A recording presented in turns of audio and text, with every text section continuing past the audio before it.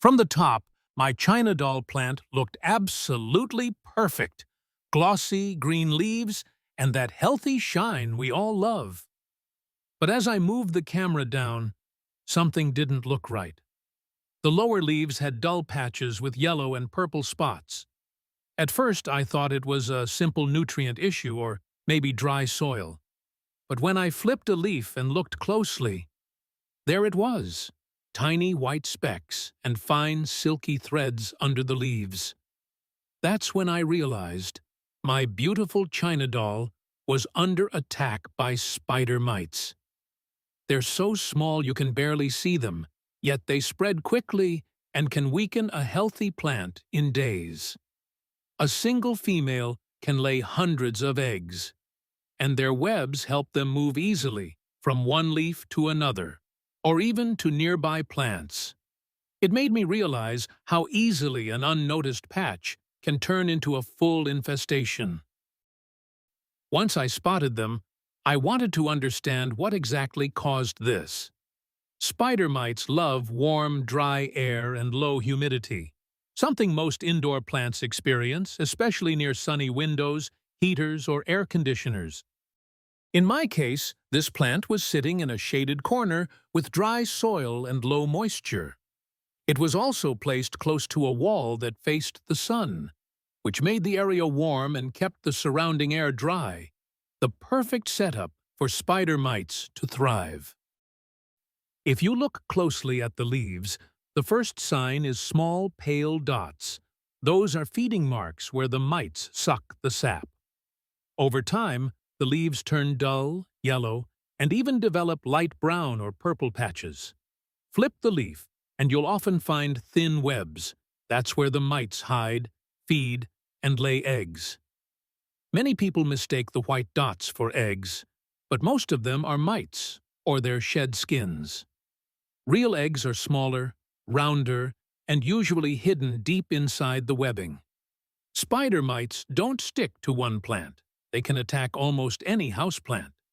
Common ones include money plants, rubber plants, palms, dracaenas, hibiscus, crotons, ferns, and succulents.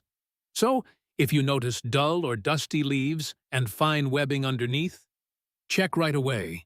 Early spotting can save your plant before the damage spreads. After seeing the signs and learning what caused them, I knew the next step was to act fast.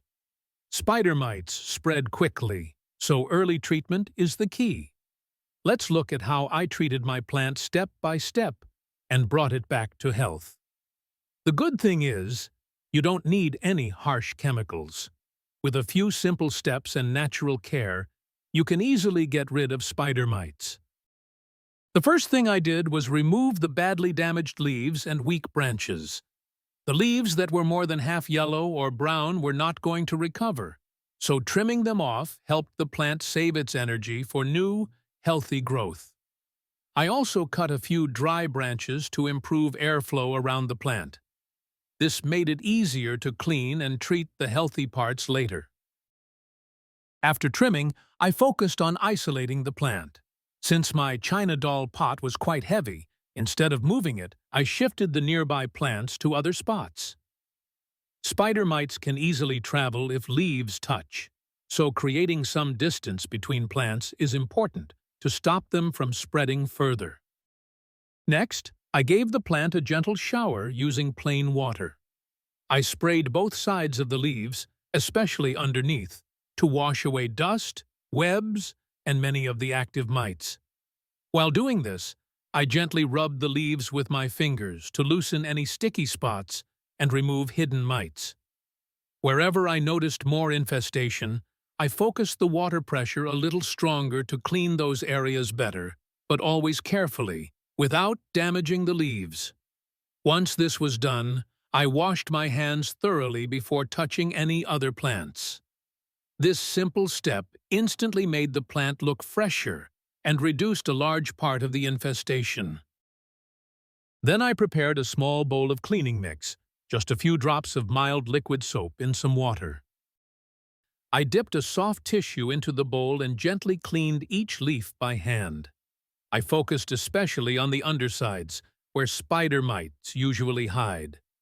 This step helps remove any leftover mites and their sticky residue while giving the leaves a smooth, clean surface for the next treatment.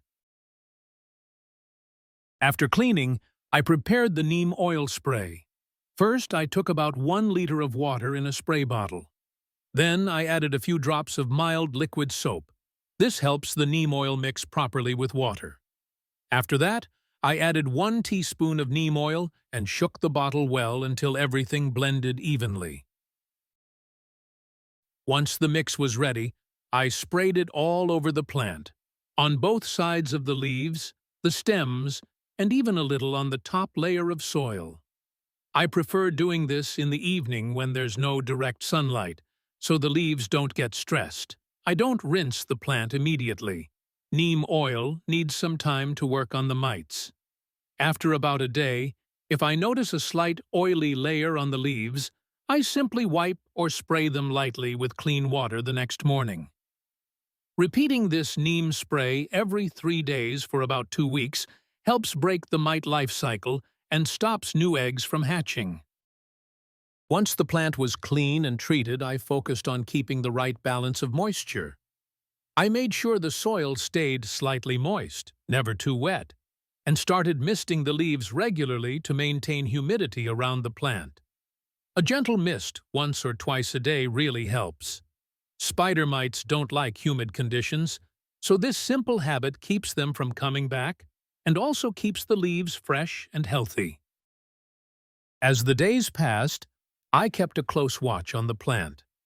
Every day, I would gently turn the leaves and check underneath to make sure the infestation wasn't coming back. What I noticed was quite interesting. Some of the previously infested leaves had completely recovered and showed no new signs of mites, while a few others had a slight return of infestation. In those spots, I sprayed the neem oil solution again and cleaned them with the tissue dipped in soap solution to make sure the mites didn't settle back. Gradually, even those leaves started showing improvement, and the infestation reduced day by day. During this recovery phase, a few leaves did dry up and fall, but that's completely normal. It's part of the plant's natural healing cycle. The yellow and purple patches on the old infested leaves won't go away. But don't remove those leaves immediately unless they are more than 50% damaged. They still help in photosynthesis and support the plant while new growth appears. This footage you're seeing is just the 4th day after treatment, and the plant already looks more stable. I'll keep monitoring its progress and will share further updates through my upcoming videos and shorts. If you found this video helpful and learned something new, please like, share, and subscribe to your Garden Buddy for more real plant recovery stories. Thanks for watching, and see you soon with the next update.